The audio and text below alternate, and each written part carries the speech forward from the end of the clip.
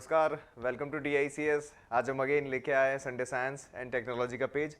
Sunday science and technology के page के बारे में चर्चा करने से पहले एक बार ध्यान से देख लीजिए, ये हमारा संडे साइंस एंड टेक्नोलॉजी का पेज है जिसको और ज़्यादा डिटेल में देखेंगे और रसप्रद बातें करेंगे जो यूपीएससी के लिए बहुत ज़्यादा ज़रूरी है।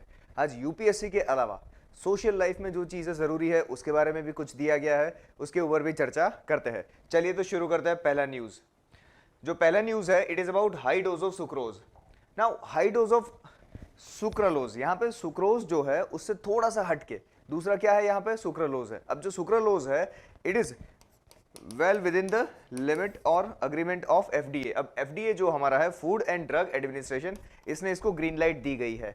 और नॉर्मल सुक्रोज के कंपेयर में ये कितना गुना ज्यादा स्वीट है, 600 गुना ज्यादा स्वीट है। और ऐसा कहा जाता है कि this is much more safer than the current sugar. क्यों ऐसा कहा जाता है? क्योंकि ऑब्वियसली इसका जो डिसॉल्व करने का जो अमाउंट है, हमारा जो ब्लड शुगर जो बढ़ा देता है, उसका एक खतरा कम है। तो डायबिटीज होने का या डायबिटिक बनने का खतरा यहाँ पे कम हो जाता है। डायबिटीज के बारे में बात करें तो there are two type of diabetes. एक होता है डायबिटीज टाइप 1, दूसरा होता है डायबिटीज टाइप 2। जो 1 जो है वो मोस्टली कैसा होता है, जेनेटिक होता है। कैसा होगा ये? जेनेटिक होगा, जो अर्ली लाइफ में डिटेक्ट हो जाता है। 8-10 साल की उम्र में पता चल जाएगा कि whether insulin is proper generated और नॉट। बट यहाँ पे जो टाइप 2 होता है, it is much more related with the lifestyle. ये हमारा लाइफस्टाइल रिलेटेड डायबिटीज है। तो उसके सामने ये जो सुक्रालोज है उसका यूटिलाइजेशन करने के लिए FDA ने हाँ बोल दिया था। अब हुआ ऐसा है कि सर्टेन माइस, चूहे के ऊपर हमने जो प्रयोग किया उसमें ऐसा कहा गया कि जब भी हम नॉर्मल सुक्रालोज उसको दे रहे हैं तो फिर उसकी इम्यून सिस्टम जो है उसमें कोई फर्क नहीं पड़ रहा। बट उसके सामने उसको एक हद से ज्यादा अगर हमने सुक्रालोज देना चालू कर दिया तो उसके जो टी सेल है वो डिम हो जाता है, या फिर टी सेल जो है वो वीकन हो जाता है, उसकी इम्पेयर्ड कोई रिएक्शन हो रहा है। क्यों ऐसा हो रहा है? क्योंकि जो सुक्रालोज है उसका सीधा रिलेशन कहा जाता है कि वो टी सेल के रिस्पॉन्सेस के साथ बढ़ रहा है। नाउ जैसे ही हमने ये सुक्रालोज को एडमिनिस्ट्रेशन बंद कर दिया, the moment we stopped it, T cells again generated at the normal pace. तो इससे हमें तुरंत ही पता चलता है कि जो टी सेल है जो हमारे ऑटो इम्यून सिस्टम के पार्ट है, क्या है ये? ऑटो इम्यून सिस्टम के जो पार्ट है, they have direct relation with the sugar content. अब शुगर कंटेंट अगर बढ़ गया तो फिर हमारी इम्यून सिस्टम कम हो जाएगी, अगर शुगर कंटेंट नॉर्मल है तो फिर कोई फर्क नहीं पड़ेगा। तो ये स्टडी से हमें ये पता चलता है जो सुक्रालोज है या सुक्रोज है या फ्रुक्टोज है, जब भी हमारी बॉडी के अंदर ये सारा शुगर एक लेवल से ज्यादा बढ़ जाता है तब जाके जो हमारे टी सेल जो हमारे रिस्पॉन्स करते हैं, व्हेनेवर सम वायरस अटैक्स अस, व्हेनेवर सम डिसीज अटैक अस, तो कौन अटैक करता है उसके सामने? टी सेल अटैक करते हैं। और ये जो टी सेल का रिस्पॉन्स है सुक्रोज या शुगर की वजह से स्लो हो जाता है। तो हमें ये चीज ध्यान में रखनी पड़ेगी।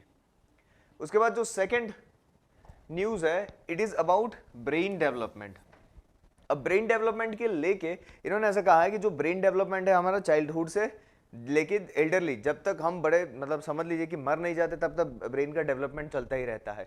और ब्रेन के अंदर अलग अलग टास्क होते हैं, कोई कॉग्निटिव टास्क होगा, कोई सोशल टास्क होगा, तो अलग अलग चीजें होती है।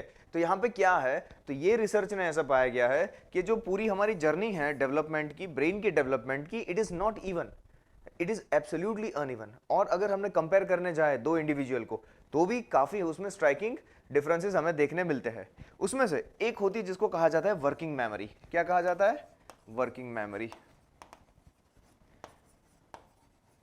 वर्किंग मेमोरी क्या होती है? जैसे कि किसी का फोन नंबर याद रखना, जैसे कि किसी का एड्रेस याद रखना, या तो कोई लोकेशन याद रखना, तो ये सारी है उसको वर्किंग मेमोरी कहते हैं। और दूसरी जो होती है वो होता है set shifting.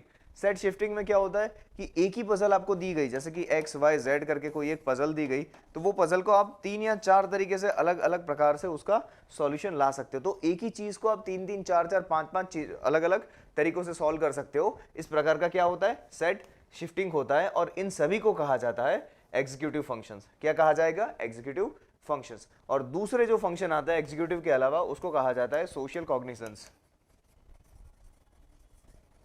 Social cognitive functions या सोशल कॉग्निशन। अब सोशल कॉग्निशन का फंक्शन क्या होता है कि एक ह्यूमन ह्यूमन के बीच में, ह्यूमन एनिमल या ह्यूमन प्लांट के बीच में किस तरह से रिलेशन रहेंगे। तो ये जो मोरलेस है वो किसके ऊपर काम करता है, ये हमारे फीलिंग, ये हमारे इमोशन, ये हमारे अंदर के जितने भी रिएक्शंस है उसके ऊपर काम करता है। ये कोई एक मेमोरी या तो फिर कोई कंप्यूटर जैसी चीज़ों पे फंक्शन नहीं करेगा। और ये जो इसमें से पता चला कि सर्टेन जो रिस्पॉन्सेज होते हैं, अब उसमें रिस्पॉन्स इनहिबिशन करके एक चीज आती है। क्या आती है? Response inhibition. अब रिस्पॉन्स इनहिबिशन जो है उसकी एक पर्टिकुलर कैप होती है कि पूरे लाइफ टाइम में जो भी उसका ब्रेन है वो एक ही प्रकार से डेवलप हो पाएगा, उससे ज़्यादा डेवलप नहीं हो पाएगा। कोई कोई लोग ऐसे होते हैं कि जो से लगभग चलते बहुत ही पहले, जैसे कि 8-9 महीने में चलना स्टार्ट कर देंगे, बट बोलना उनको लेट आता है, and then they lately catch it up. कोई कोई ऐसे होते हैं कि बोलना पहले शुरू कर देते हैं, चलना उनका लेट होता है, बट धीरे धीरे वो कैचअप कर लेते हैं। तो हमेशा ये जो हमारा रिस्पॉन्स इनहिबिशन है उसकी एक लिमिट रहती है, और through out the life time कभी कभी हमारा इसमें अर्ली डेवलपमेंट मिलता है, कभी हमें इसमें लेट डेवलपमेंट मिलता है, बट जब तक हम मेच्योर हो जाते हैं तब तक इसका पूरा पूरा डेवलपमेंट हो जाता है।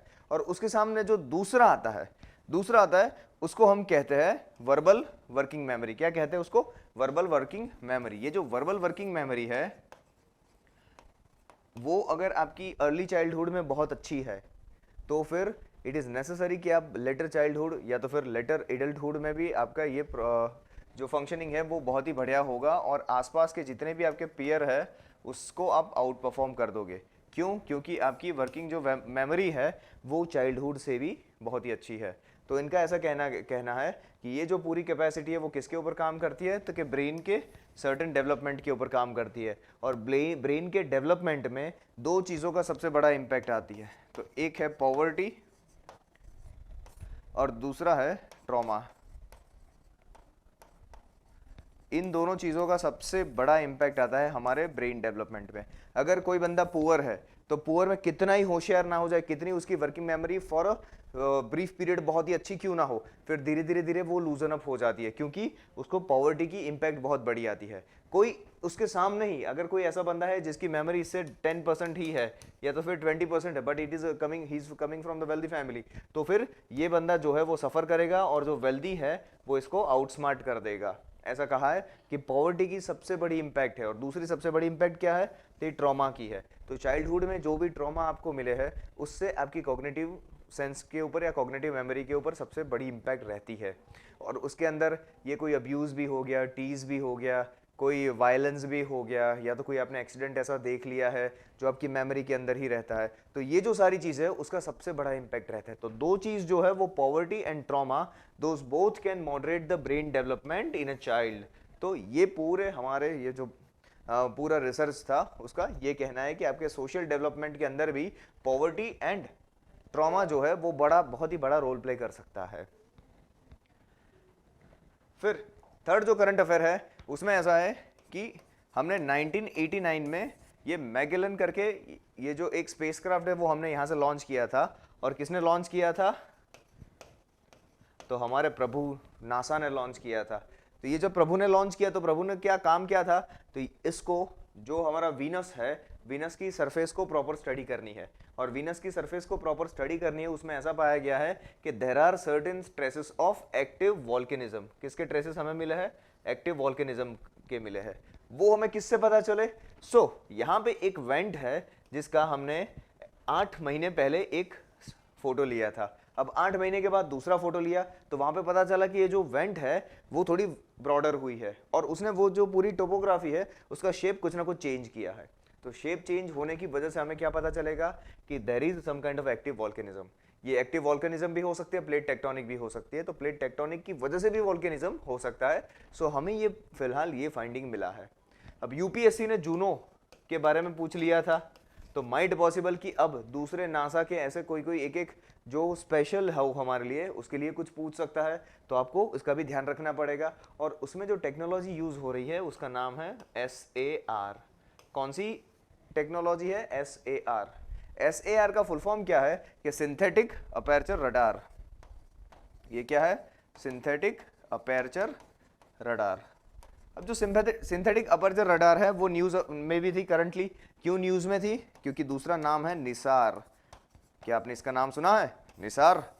निसार का फुल फॉर्म क्या है? NASA, ISRO, synthetic aperture radar. तो ये जो है वो एक्टिव सेंसिंग में काम आती है। किस में काम आती है?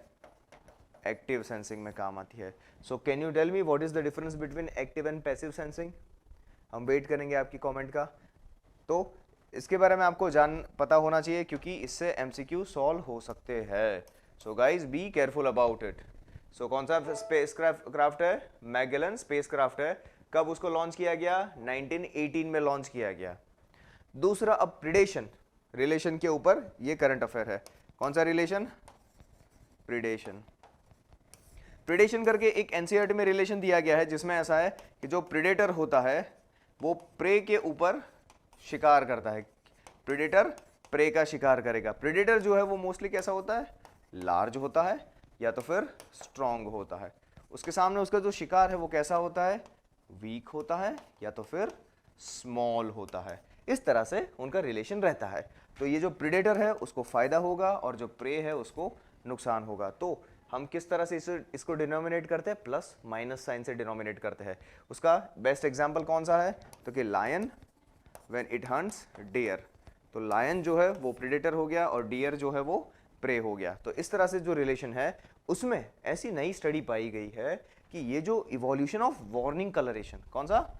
जो वार्निंग कलरेशन है उसका इवोल्यूशन के बारे में पता है कि आपको पता होगा कि सर्टेन जो प्रे है वो अपना कलर चेंज कर लेते हैं। वो ऐसे भड़कदार कलर रखते हैं ताकि उनके प्रेडेटर को ऐसा लगेगा कि नहीं, कुछ टॉक्सिक ये सीक्रेट कर रहा है, कुछ प्रकार का डिफेंस मैकेनिज्म एक्टिवेट हो गया है। तो इन सभी करने के लिए उनको बहुत बड़े इवोल्यूशनरी टाइम से पास होना पड़ा है। और उसमें से भी स्पेशली एम्फीबियंस। एम्फीबियंस कैसे होता है कि जो लैंड पे भी रहते हैं एंड वाटर पे भी रहते हैं। उस प्रकार के जो एम्फीबियंस है वहाँ पे ये जो कलर का पूरा सिलसिला है उसको इवॉल्व होने में बहुत ही बड़ा टाइम लगा है। सो ऐसा है कि सर्टेन प्रेडेटर को उनको पता ही है कि जब भी इस तरह सा कलर आए, जैसे कि कोई एक टर्टल के ऊपर पूरा यहाँ पे ग्रीन कलर हो जाए या यहाँ पे रेड कलर हो जाए, तो वो जो प्रेडेटर है वो सावधान हो जाएगा कि भाई टर्टल कुछ ना यहाँ से सिक्रेट कर रहा है, और वो सिक्रेट कर रहा है वो खुद के लिए हानिकारक हो सकता है। तो फिर जाके वो शिकार नहीं करेगा। And their colours learn to avoid them. ये उनको प्रेडेटर को सीख मिल गई है कि ऐसा कोई कलर आ जाए तो फिर उनको अवॉइड कर देना चाहिए, राइट। तो ये भी कैसे मिला उनको? एक बड़े से इवोल्यूशनरी पीरियड में दिया गया है। ऐसा नहीं कि ओवरनाइट ही चेंज कर दिया। कैमिलियन की तरह नहीं है कि आज ग्रीन थे कल ब्राउन बन गए। नहीं, इनको टाइम लगता है ये पूरे कलरेशन को करने में। फिर थोड़ा एनवायरमेंट रिलेटेड न्यूज है कि world wide water extremes have increased since 2002।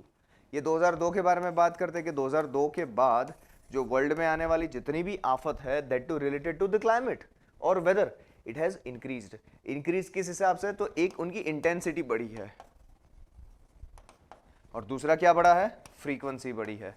तो इंटेंसिटी क्या होती है कि जब भी कोई एक साइक्लोन आएगा या तो जब भी कोई एक ड्रॉट आएगा, तो ये जो ड्रॉट है वो कितने लोगों को मारता है और कितने एरिया को वो कवर करता है, उसको हम उसकी इंटेंसिटी कहते हैं। और दूसरा क्या आ जाए? क्या? फ्रीक्वेंसी। जैसे कि एक साल में कितने ड्रॉट आते हैं, तो क्या एक आता है, दो आता है, तीन आता है, तो नंबर ऑफ अमाउंट होगा उसको फ्रीक्वेंसी कहते हैं, और उसकी जो मैग्नीट्यूड होगी या इंपैक्ट करने की जो कैरेक्टरिस्टिक है उसको क्या कहते हैं? हम इंटेंसिटी कहते हैं। तो 2002 के बाद वाटर रिलेटेड जो एक्सट्रीम्स है उसकी इंटेंसिटी भी बढ़ गई है और फ्रीक्वेंसी भी बढ़ गई है। और ये इंटेंसिटी फ्रीक्वेंसी के बारे में बात करें तो पिछले 13 सालों में ऐसा क्या हुआ है कि पहले ऐसा था कि हर साल 3 जितने एवरेज एक्सट्रीम्स आते थे, अब कितने हो गए हैं? 4 हो गए हैं। 4 एक्सट्रीम के सामने लड़ने के लिए हमें डिजास्टर मैनेजमेंट में भी पैसे खर्च करने पड़ रहे हैं, उससे ह्यूमन की कैजुअलिटीज भी हो रही है, लॉस ऑफ लाइफ हो रहा है, और उसके सामने हमारी जितनी भी प्रॉपर्टी है उसका भी लॉस हो रहा है, हमारी जो खेत वगैरह होते हैं, जो फार्म्स है उसका भी लॉस हो रहा है, हमारी सॉइल है वो भी खराब होती जा रही है।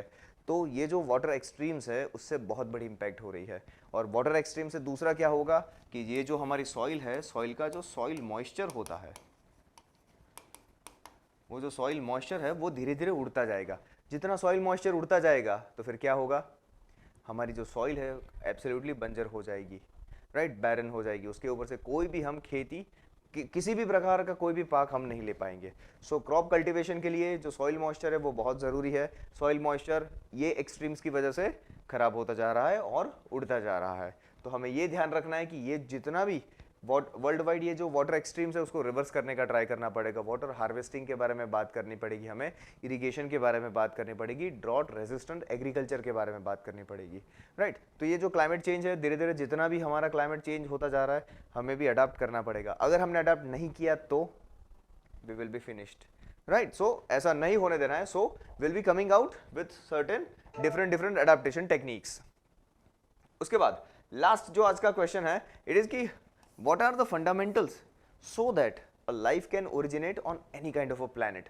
तो उसमें ऐसा कहा गया है कि सर्टेन पेप्टाइड्स जो है जो निकल एटम के आसपास जुड़े हुए होते हैं, कौन से सर्टेन पेप्टाइड्स किसके साथ जुड़े हुए होते हैं, दो निकल के साथ जुड़े हुए होते हैं। जब ये पेप्टाइड होते हैं, पेप्टाइड क्या होता है, तो ये जो प्रोटीन होते हैं ना हमारे बॉडी के अंदर, प्रोटीन के छोटे भाई है। प्रोटीन जो है वो लंबी चेन होती है, ये पेप्टाइड है वो छोटी चेन होती है, इतना याद रखो।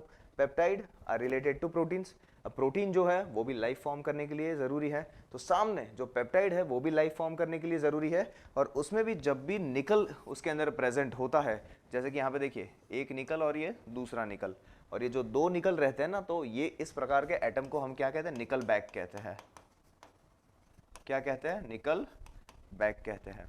तो ये जो निकल बैक है वो सबसे पहले ज़रूरी होता है लाइफ को ओरिजिनेट करने के लिए। So this study will help us कि जो हमारा प्राइमोडियल जो मेटाबॉलिज्म है वो कब स्टार्ट होगा, कोई भी एक प्लैनेट के ऊपर जीव कब स्टार्ट होगा, तो उसके लिए क्या ज़रूरी होगा, तो इस प्रकार का पेप्टाइड विथ निकल अगर हमें वहाँ पे मिल गया तो फिर वहाँ पे लाइफ ओरिजिनेट हो सकती है, right. So that was the conclusion.